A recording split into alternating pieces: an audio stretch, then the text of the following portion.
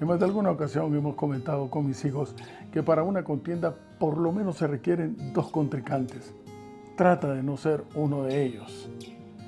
Estos siempre más de alguno falta a la ética y trata de sobresalir pisoteando al otro. Qué triste y qué pobre espíritu. Y ese era precisamente el caso de los fariseos. Aquellos que, habiendo sido llamados a ser los dirigentes espirituales, los primeros en reconocer al Mesías, fueron sus más acérrimos opositores. Esta es la razón por la cual la lección de escuela sabática muy acertadamente se titula Controversias en Jerusalén.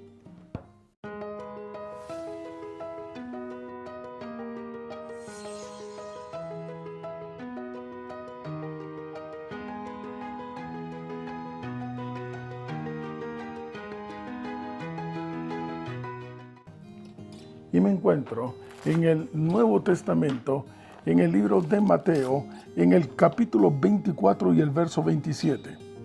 Porque como el relámpago que sale del oriente y se muestra hasta el occidente, así será también la venida del Hijo del Hombre. Etimológicamente, el vocablo controversia implica dos opiniones contrarias que dan un giro por completo sobre un determinado tema. La controversia de todos los tiempos surge desde el mismo cielo, en donde el segundo contrincante, el contrincante que armó toda esta guerra, el enemigo, pretendió ocupar el lugar que le corresponde a Dios. Así que el tema central aquí es quién merece ser Dios, quién es Dios. Y esto implicaba entonces tener, hasta el día de hoy, implica tener dos espíritus.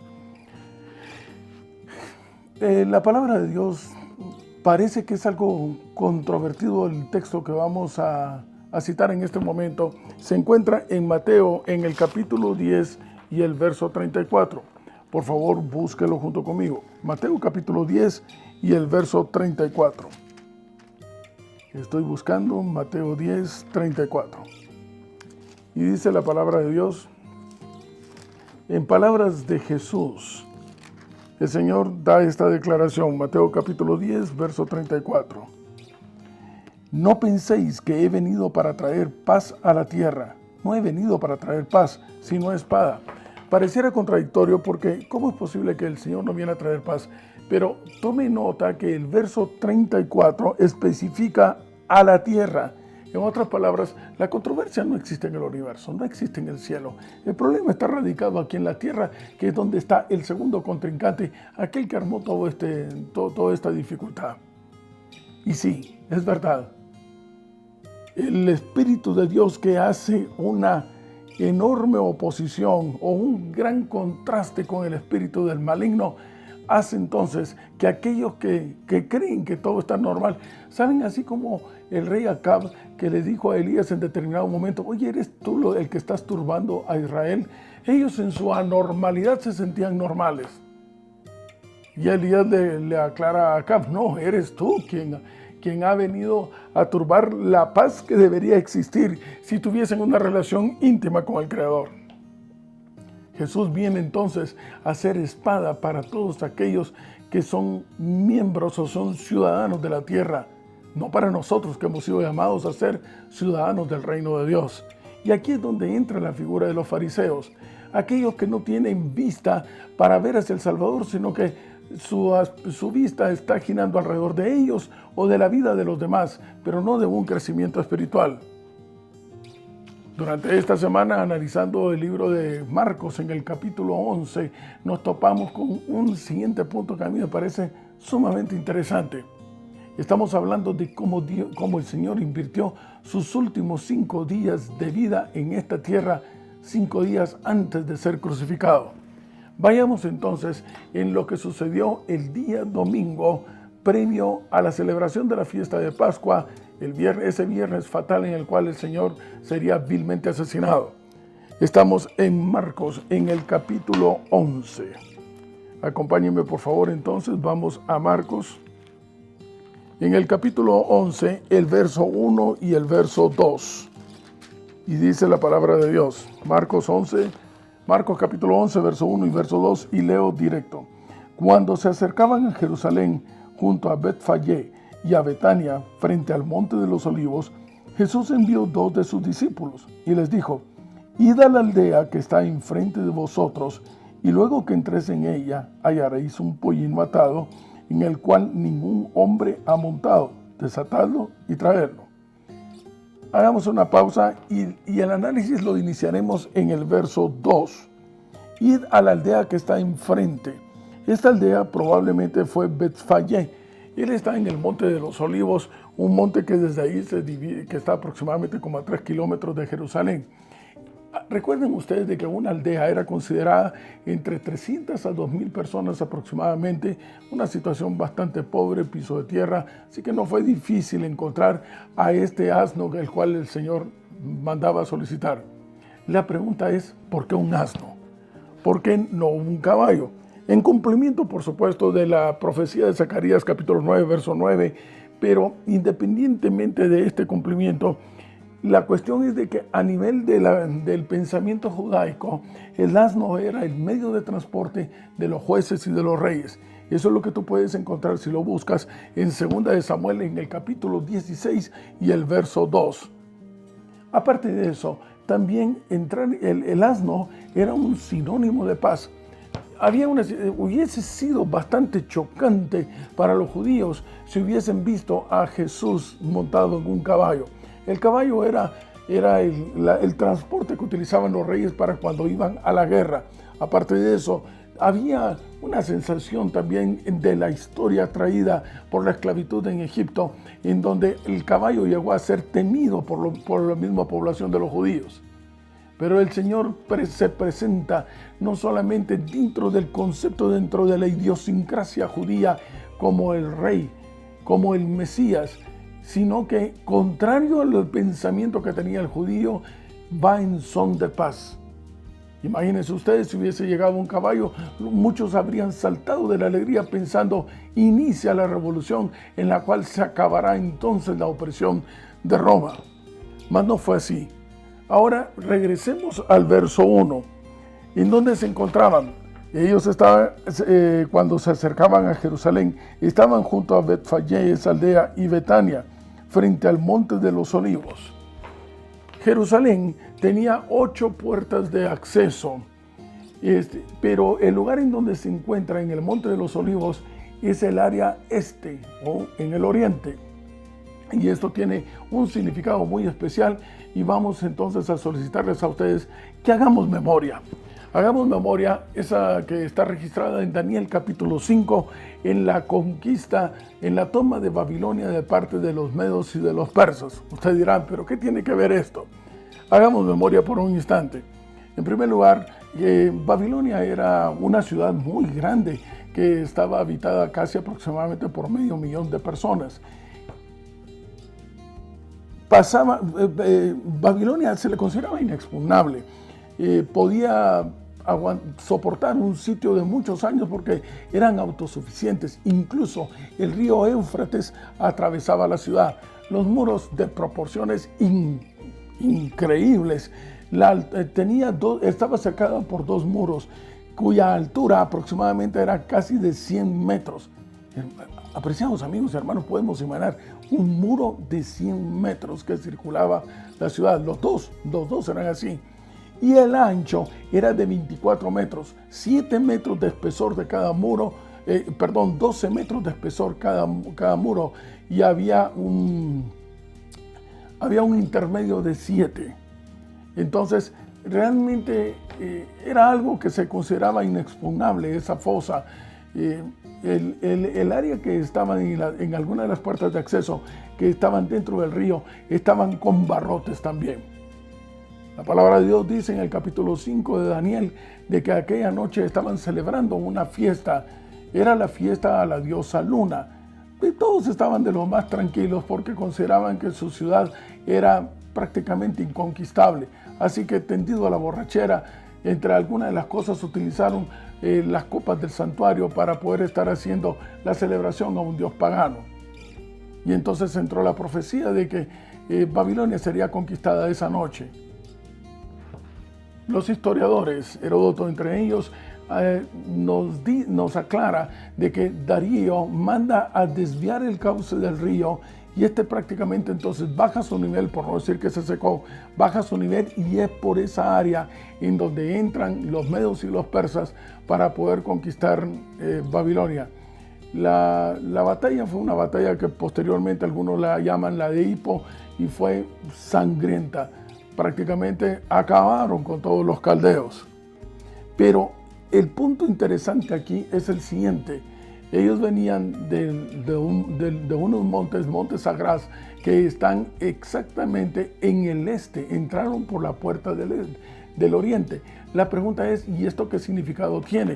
Resulta que en términos proféticos, en términos bíblicos, se ha encontrado, los eruditos han llegado a la conclusión que todo lo que viene del este, del oriente, es positivo, es de liberación. Todo lo que viene del norte es un sinónimo de destrucción. Para Jerusalén, para los judíos que estaban esclavos desde hacía 70 años, y Daniel, uno de ellos, orando porque se cumpliese el regreso a Jerusalén, encuentran que la toma de Babilonia por parte de los medos y los persas, y posteriormente fue así, es el punto de partida para poder regresar a casa. Así que la liberación de la esclavitud de los judíos en Babilonia se da precisamente entrando por la puerta de Oriente. En Oriente hay buenas noticias. El Señor nace en un pesebre y hay algunos que están de acuerdo en que, estoy hablando en Mateo capítulo 2, verso 1, hay algunos que están de acuerdo que dentro del establo, por regla general, cada familia tenía un asno. Así que muy probablemente dentro del establo y los animales que habían ahí, había un asno. Pero recuerde usted del antecedente, el asno era el transporte de los reyes. Y allí nace Jesús y llega como una de las primeras visitas 3 reyes de Oriente que llevaban presentes dignos también para aquel a quien estaban reconociendo como rey. ¿Y ellos de dónde venían? Del Oriente. Pero tenemos todavía un punto más a considerar y es Apocalipsis capítulo 7 y el verso 2. Apocalipsis capítulo 7, verso 2. Busque por favor usted conmigo. Estoy en Apocalipsis, en el capítulo 7. Ya estamos llegando. Capítulo 7, verso 2. Y dice la palabra de Dios: vi también a otro ángel que subía, ¿de dónde? De donde sale el sol, del oriente. Y tenía el sello del Dios vivo y clamó a gran voz a los 4 ángeles a quienes se les había dado el poder de hacer daño a la tierra y al mar, para que se detuvieran por un instante hasta que todos estuvieran sellados. ¿De dónde viene este ángel? ¿De dónde viene Jesús? Viene del oriente. La liberación también de la esclavitud que tenemos en este mundo para dirigirnos de vuelta a casa hacia la Nueva Jerusalén vendrá también del oriente. ¿Qué punto más interesante a considerar? Ahora, veamos el texto que hoy teníamos de referencia para iniciar esta reflexión, Mateo capítulo 24 y verso 27. Así como el relámpago que sale de oriente y se oculta en el occidente, así será la venida del Hijo del Hombre. Apoyando esta declaración, encontramos en un libro, siempre he dicho la misma frase, extraordinario, El conflicto de los siglos, la siguiente aseveración: pronto aparece en el oriente una pequeña nube negra, de un tamaño como la mitad de la palma de la mano. Es la nube que envuelve al Salvador y que a la distancia parece rodeada de oscuridad. El pueblo de Dios sabe que es la señal del Hijo del Hombre, de aquel que es como uno de nosotros. En silencio solemne la contemplan mientras va acercándose a la tierra, volviéndose más luminosa y más gloriosa hasta convertirse en una gran nube blanca, cuya base es como fuego consumidor y sobre ella el arco iris del pacto. Jesús marcha al frente como un gran conquistador. Una vez analizado entonces estos primeros 2 versículos de Marcos capítulo 11, les pido entonces que regresemos una vez más a nuestro libro que tenemos en consideración, Marcos, y estamos de nuevo otra vez en el capítulo 11. Y vamos al verso 15 y estamos ahora ya en el día lunes previo a la Pascua. Vinieron pues a Jerusalén, y entrando Jesús en el templo, comenzó a echar fuera a los que vendían y compraban en el templo, y volcó las mesas de los cambistas y las sillas de los que vendían palomas. Me estoy saltando, estoy pasando por alto, solamente por un instante, algo que al nomás salir el Señor rumbo a Jerusalén desde el Monte de los Olivos, pasa y ve a una higuera. Ahora, tome nota, voy a ver el nombre de esta ciudad, no se me queda, Betfagé. Tome nota, Betfagé significa la casa de los higos, así que era común encontrar higueras. Esta higuera no tenía fruto y el Señor entonces le dice que nunca más vuelva a dar fruto. Pero dejemos eso para analizarlo un poquito más adelante en el día martes previo a la crucifixión. Dice la palabra de Dios de que entonces llega al templo, y esta es la segunda vez que el Señor hace lo que va a hacer en este instante, que ya lo hemos comentado, pero que en esta oportunidad también quiero leerlo textualmente de otro libro, un bestseller espiritual, El deseado de todas las gentes. De nuevo, la mirada penetrante de Jesús recorrió los profanados atrios del templo. Todos los ojos se fijaron en él. Los sacerdotes y gobernantes, los fariseos y gentiles miraron con asombro y temor reverente al que estaba delante de ellos con la majestad del Rey del cielo. La divinidad fulguraba a través de la humanidad, invistiendo a Cristo con una dignidad y gloria que nunca antes había manifestado. Los que estaban más cerca se alejaron de él tanto como el gentío lo permitía. Exceptuando a unos pocos discípulos suyos, el Salvador quedó solo. Se acalló todo sonido. El profundo silencio parecía insoportable. Cristo habló con un poder que influyó en el pueblo como una poderosa tempestad. Escrito está: mi casa, casa de oración será llamada, mas vosotros, cueva de ladrones la habéis hecho. Su voz repercutió por el templo como trompeta. El desagrado de su rostro parecía fuego consumidor. Ordenó con autoridad: quitad de aquí esto. 3 años antes, los gobernantes del templo se habían avergonzado de su fuga ante el mandato de Jesús. Se habían asombrado después de sus propios temores y de su implícita obediencia a un solo hombre humilde. Habían sentido que era imposible que se repitiera su humillante sumisión. Sin embargo, estaban ahora más aterrados que entonces y se apresuraron más aún a obedecer su mandato. No había nadie que osara discutir su autoridad. Los sacerdotes y traficantes huyeron de su presencia arriando su ganado. Al alejarse del templo, se encontraron con una multitud que venía con sus enfermos en busca del gran médico. El informe dado por la gente que huía indujo a algunos de ellos a volverse. Temieron encontrarse con uno tan poderoso cuya simple mirada había echado de su presencia a los sacerdotes y gobernantes. Pero muchos de ellos abrieron paso entre el gentío que se precipitaba, ansiosos de llegar a aquel que era su única esperanza. Cuando la multitud huyó del templo, muchos quedaron atrás. Estos se reunieron ahora a los que acababan de llegar. De nuevo se llenaron los atrios del templo de enfermos e inválidos, y una vez más Jesús les atendió. ¿Qué evento aquel? No hay más que comentar acá. Ahora, regresemos entonces al punto de la higuera que Jesús la maldice, de alguna forma la maldice. Entramos al día martes y estoy en Marcos en el capítulo 11 y el verso 24, y le contesta el Señor: oye, ¿cómo si yo os digo que todo lo que pidan ustedes orando, y si lo quieren, lo recibirán y vendrá? Así que no se pregunten cómo es que hago esto. Pero eso sí, verso 25, cuando estéis orando, perdonad si tenéis algo contra alguno, para que también vuestro Padre que está en los cielos os perdone a vosotros vuestras ofensas. Porque si vosotros no perdonáis, tampoco vuestro Padre que está en los cielos os perdonará vuestras ofensas.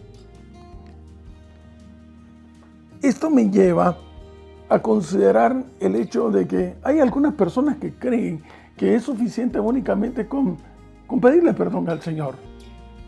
Pero esto no es verdad. Dentro de lo posible hay que restituir al agraviado. Y la primera cita que podemos considerar por esto se encuentra en Isaías, y ahora vamos hacia el Antiguo Testamento.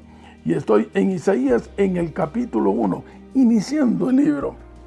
Dice la palabra de Dios en Isaías, estoy en el capítulo 1 y el verso 16.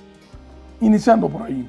Lavaos y limpiaos, quitad la iniquidad de vuestras obras de delante de mis ojos, dejad de hacer lo malo. ¿Recuerdan ustedes lo que estudiábamos hace algunas semanas atrás? Que los sacerdotes también tenían la necesidad de lavarse, que esto viene del principio del rajá, un baño completo en donde simbólicamente se da la espalda al mundo porque hemos decidido entregarle por completo nuestra vida al Señor. Así que, en otras palabras, aquí la paráfrasis sería: entreguen completamente su vida al Señor, abandonen el mundo. De esta forma, entonces, dejen de hacer lo malo, aprendan a hacer el bien, buscad el juicio, restituid al agraviado. No basta con simplemente pedirle perdón al Señor. Restituid al agraviado, haced justicia al huérfano, amparad a la viuda. Y entonces, y solo entonces, verso 18, venid luego, dice Jehová, y estemos a cuenta, para que si vuestros pecados fuesen como la grana, como la nieve serán emblanquecidos. Tome nota, apreciado amigo, hermano. Y este es un punto, para mí me parece bastante interesante, porque previo a la cena, que es el día siguiente a este acontecimiento que estamos estudiando en Marcos capítulo 11, hay una cena que Pablo declara que debemos de tomar, pero no de forma indigna. Así que acompáñeme usted a 1 Corintios. Estoy en 1 Corintios en el capítulo 11. La palabra de Dios dice en 1 Corintios capítulo 11, recuerden ustedes de que 1 Corintios es un reproche que Pablo le hace a una iglesia que cree que está bien. 1 Corintios en el capítulo 11 y el verso 17. Pero al anunciaros esto que os sigue, no os alabo, porque no os congregáis para lo mejor, sino para lo peor. Porque en primer lugar, cuando os reunís como iglesia, oigo que hay entre vosotros divisiones. Esto es algo preocupante. Si en donde tú te estás reuniendo, en la congregación donde tú estás llegando, tú consideras, tú sientes, tú percibes que hay divisiones, el Espíritu de Dios no puede estar ahí. Esta división que se da generalmente entre cizaña y trigo, no podemos estar, dice la palabra de Dios, dice Pablo, no, se congregan para lo mejor, pero realmente es para lo peor. Se reúnen como iglesia, pero oigo que hay divisiones. Y por eso es que se toma la cena de manera indignante. Estoy en el verso 27. Y la palabra de Dios dice: de manera que cualquiera que comiere este pan o bebiere esta copa del Señor indignamente, será culpado del cuerpo y de la sangre del Señor. Recuerden ustedes que el vocablo indigno es igno negativo, digno, que no le faltes el respeto al Señor. A ver, tomemos en cuenta lo siguiente. La pregunta es: ¿quiénes están invitados a esta cena? Apreciados amigos y hermanos, dentro del contexto de aquel que organiza la cena, que es el Señor, únicamente tienen cabida sus hijos. Ahí no entran ni los primos, ni los tíos. No, estamos hablando exclusivamente de hijos y todos ellos son hermanos. Entonces, para ser digno, para no faltarle el respeto al Señor, para ser digno de estar sentado en su mesa, tú tienes antes que asegurarte que eres considerado hijo de Dios. Y este es un punto interesante porque es el mismo al que nos lleva Isaías en el capítulo 1 y verso 16.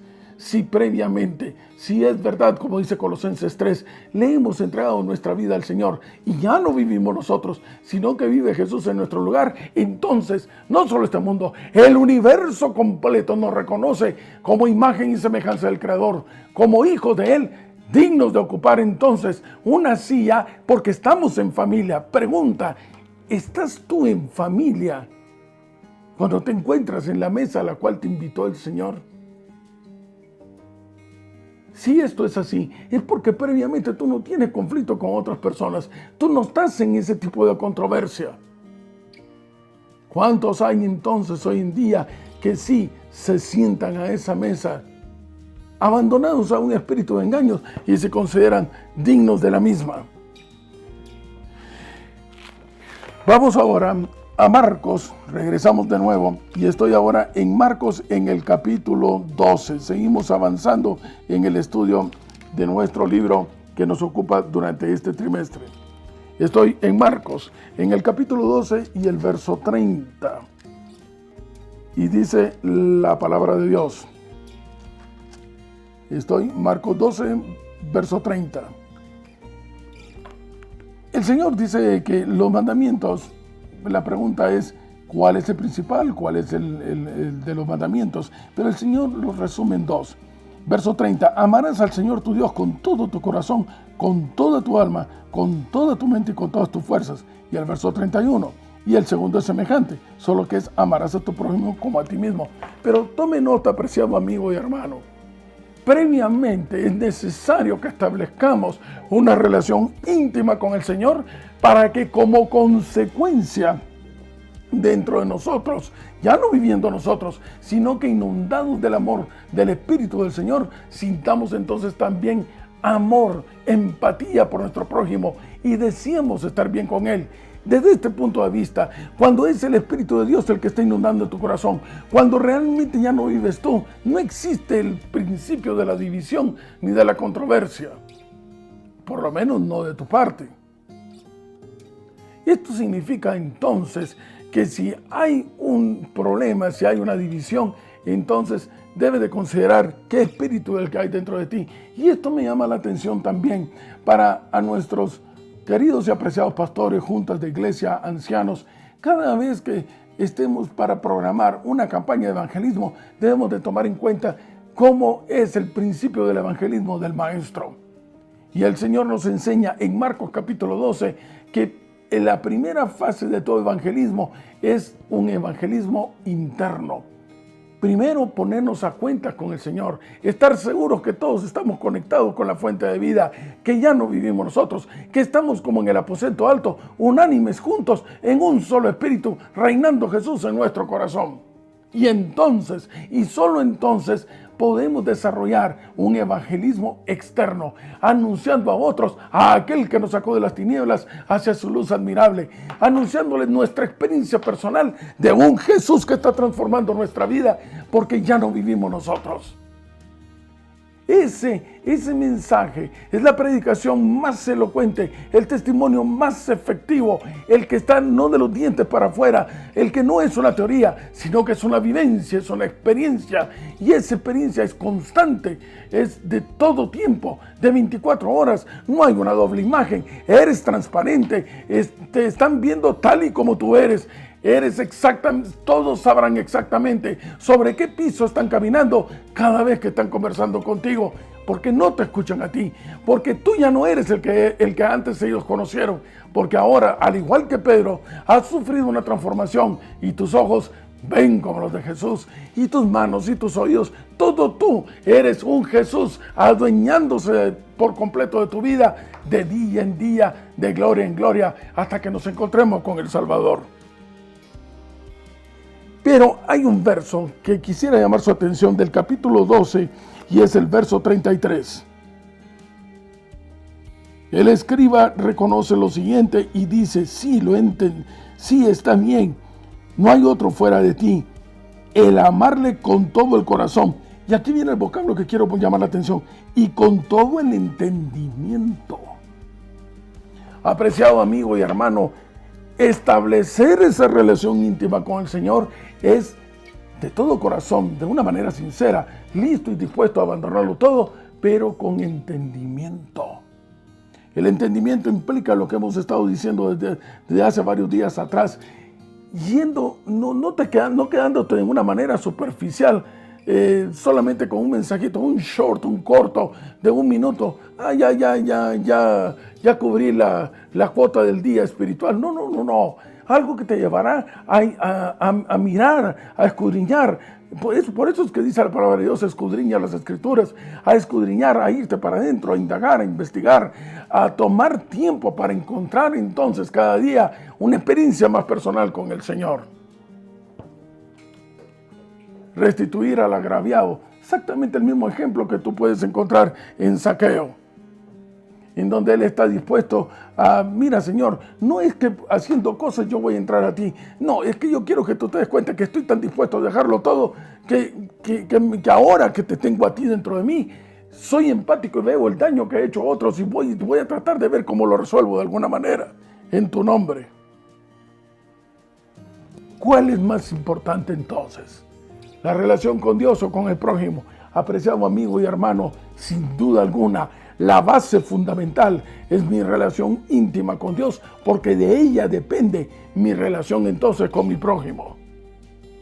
Y esto es algo preocupante, porque desde este punto de vista entonces, el no tener una buena relación con el prójimo, por ejemplo, el falso testimonio, que si se robó la casa, que si fue un adúltero, que si hizo esto, que si hizo aquello, que qué piensan los demás, pero antes ni siquiera tienen la oportunidad de ir y hablar con la persona, con su hermano, como lo harían con un familiar si realmente fueran familia. Cuando el Espíritu del Señor no está en ti, tú vas a escuchar entonces que estos individuos que son cizaña dentro del pueblo de Dios, lo único que andan haciendo es hablar de los demás, denigrarlos, en el afán de querer ver cómo pasando sobre ellos logran sobresalir. Es que solo tienen ojos para ver para afuera. Pero aquí, apreciados amigos y hermanos, en el estudio de la palabra de Dios, no estamos para analizar lo que es incorrecto. Estamos para analizar, absorber y hacer nuestro todo aquello que es lo correcto, que es andar como él anduvo, tener el estilo de vida que él tuvo, porque al fin y al cabo ya no vivimos nosotros. Como contraste, lo otro, sin duda alguna, es lo que no será aceptado por el Señor.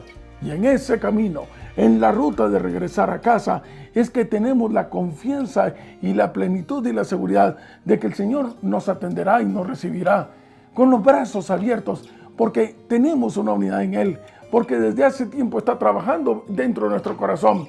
Alzadle el rostro, mirad hacia el cielo y recuerda, es del oriente que viene la salvación.